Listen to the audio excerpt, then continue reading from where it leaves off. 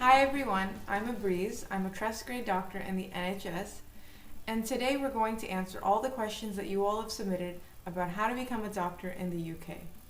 We will try and answer as many as we can, but if on the off chance you still need some clarification or you still have some more questions, please don't hesitate to comment below. So the long and the short of it is, unfortunately, no, you cannot appear in the PLAB 1 exam without any form of English proficiency. The GMC accepts 3 examinations in order to appear for PLAB 1. The IELTS for UKVI, and the OET. Now I'm sure you must be wondering, what's the difference between these exams? Which exam should you sit for, and which has what benefits? So let's discuss about the 2 types of IELTS first. Both of them are the academic versions. Both of them are the same exam in regards to difficulty, but there are 2 key differences to keep in mind. The IELTS for UKVI is a little bit more expensive than the normal plain IELTS, and it can be used for your Tier 2 visa application. Now what I mean by that is your normal IELTS and OET can be used for PLAB and GMC registration, but when the time comes to apply for your Tier 2 or your work visa, you cannot use those 2 exams. You would have to sit for the IELTS for UKVI. This is why I would suggest for everyone to at least attempt the IELTS for UKVI for their first exam. The reason for that is it can be used for PLAB, GMC registration, and your Tier 2 work visa. If on the off chance you are not able to make the required band marks for your PLAB exam and for your GMC registration when you appear for the UKVI, it's nothing to worry about, because the UKVI has a 2-year validity and you can use it later on for your Tier 2 visa application. You just have to make sure that with all of your exams, you stay within the 2-year validity.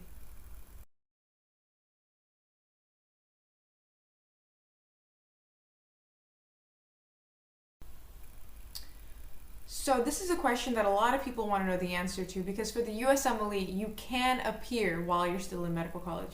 For PLAB, however, that is not an option. You have to have completed and cleared your final medical exams in order to appear for PLAB. Now, let me clarify this part a bit because a lot of people have confusion. Some medical colleges will not give you your diploma right away, even if you've completed your final exams. They may require you to complete some sort of work or do some sort of internship, and then they'll give you your degree.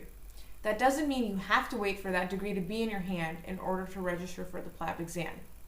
The reason for this is when you go to set up your GMC online account and book PLAB 1, they will not ask for any sort of diploma. They will simply ask for your proof of English proficiency. I would still suggest, though, to keep a provisional degree on hand in case you are able to clear all parts of the PLABs and get to your GMC registration before your country or your medical college has issued you your medical degree.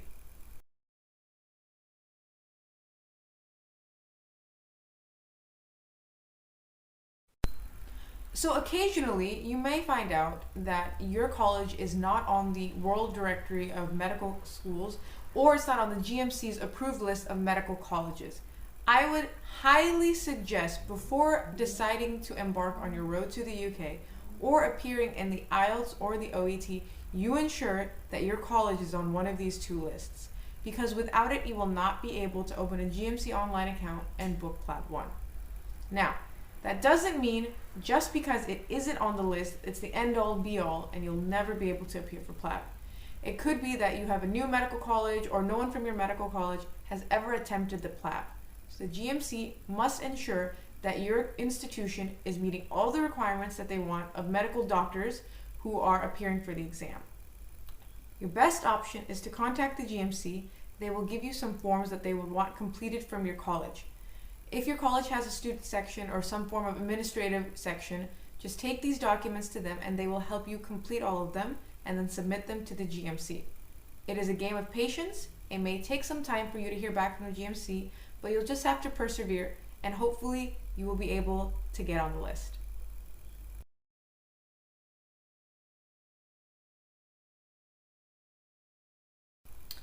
So now you've cleared your OET exam and you're ready and rearing to book your PLAB 1 exam. Unfortunately, when you go to the GMC online account, you see there's no option to submit your results like you can do for the IELTS. For some reason, GMC has not put in the section yet where you can submit your OET results on your own. But don't worry, all you have to do is contact the GMC, show them the proof of your results, and they will go ahead and set it up into the system so that you can appear and book your PLAB 1 exam.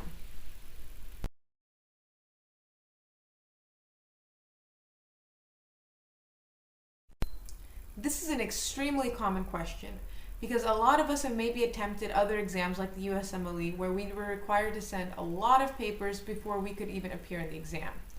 For the GMC, however, you can open an account at any time, even without any sort of results or any sort of English proficiency exam created. But in order to book PLAB 1, you do not need to submit any documents.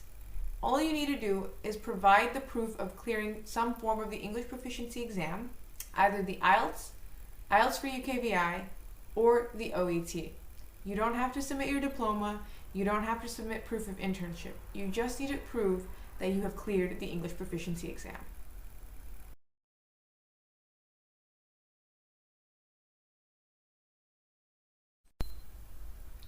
Again, this is another very common question, and people seem to get very concerned that maybe this means they'll never be able to appear for the exam.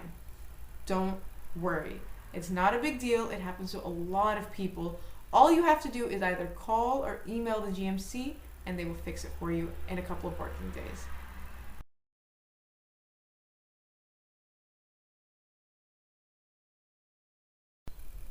So if you were to ask me, ideally, I would say you should at least complete your EPIC verification before you've completed and passed your PLAB 2 exam.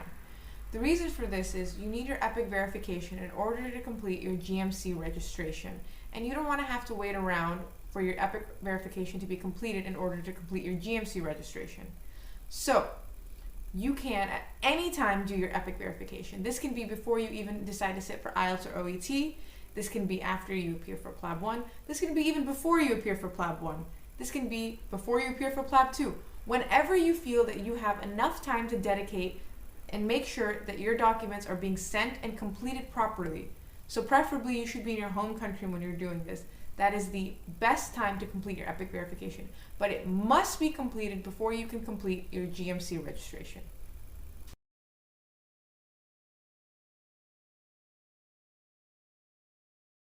So in regards to what you need to submit for EPIC, there are two ways that you can get your GMC registration where EPIC becomes concerned. One is via the PLAB route, where you have your primary medical qualification, or basically your medical degree, your MBBS certificate, whatever it is that is your country's equivalent of a medical degree. This is all you will need to submit to get certified. You do not need to submit your intern certificate, you don't need to submit any transcripts, they don't care about your letter of recommendations, any of that. You just need your PMQ, your medical degree. Now, if you are attending and attempting to get your GMC registration via a postgraduate route, like MRCP or MRCS, you will need to submit your postgraduate medical qualifications along with your primary qualification.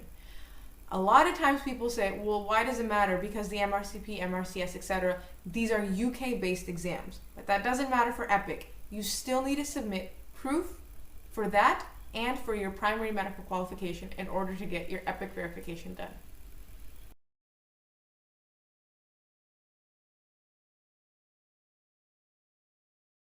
First and foremost, let me explain to you what is considered an acceptable pattern of internship by the GMC.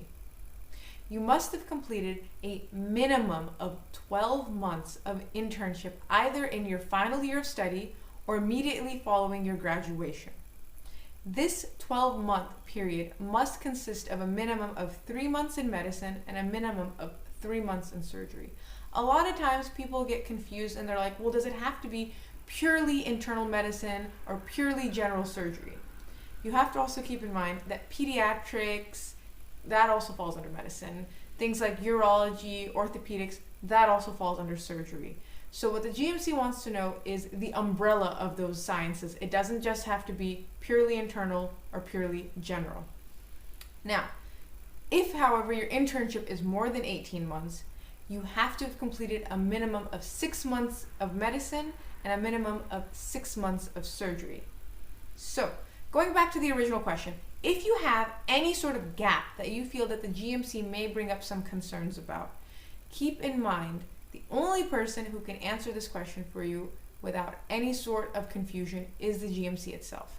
Submit all of your documents to them and see what they have to say. If they have some sort of question, if they need some sort of clarification, just go ahead and answer their questions. I know this must be a very stressful time for any of you out there who are currently undergoing this type of limbo, but you have to keep in mind that hundreds and thousands of us apply for GMC registration every year, and a good many of us all face this type of inquiry.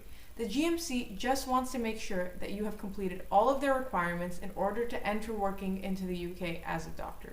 It is nothing of your tarnishing of your character or anything questioning how well you've worked or if you've completed your work properly.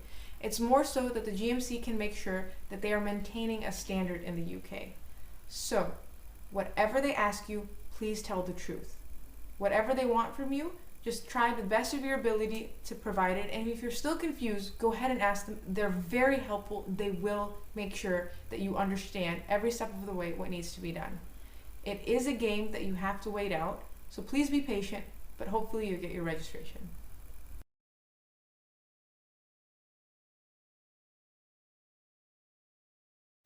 So I know that there are a lot of countries where back home you're told, okay, but after the age of 30 you can't try for this exam, or after a certain time you cannot try for this kind of an exam.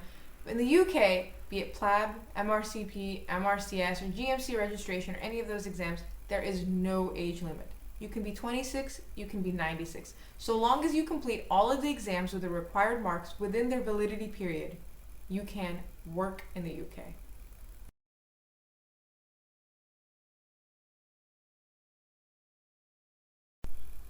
So if your spouse is British or holds an ILR or indefinite leave to remain or is already on a Tier 2 visa, a lot of times we get the question, well, do I still need to appear in some form of English proficiency exam in order to appear for the PLAB? Now, what the GMC looks into when they take into account whether or not a person needs an English proficiency exam is where you completed your medical college. If you completed your medical college in a non-UK or non-EEA school, you will need to provide some form of English proficiency before you appear for PLAB. The follow-up to this, however, is if you are on a dependent visa, or you get British citizenship because of your spouse, or you hold citizenship of certain countries where English is a majority language, like the United States or Australia, you do not need to take the IELTS for UKVI later on for your Tier 2 visa. You can simply take the normal academic IELTS or the OET for your PLAB and GMC registration, and then use your passport as proof of English proficiency for your Tier 2 visa. I want to thank you all for listening to me today. I hope I managed to answer a lot of your questions regarding how to become a doctor in the UK, and I hope I made your road a little bit easier. But I don't want you all to think that I've answered all the questions that there are out there. We haven't even scratched the surface of the number of questions that you all have sent us. So please continue to send us more questions. You can either comment below or check in the description box for the link to our Google form. Also, please click subscribe if you want to get more videos from us and know more about how you can become a doctor in the UK. Don't forget to also like us on Facebook and follow us on Twitter. See you all soon.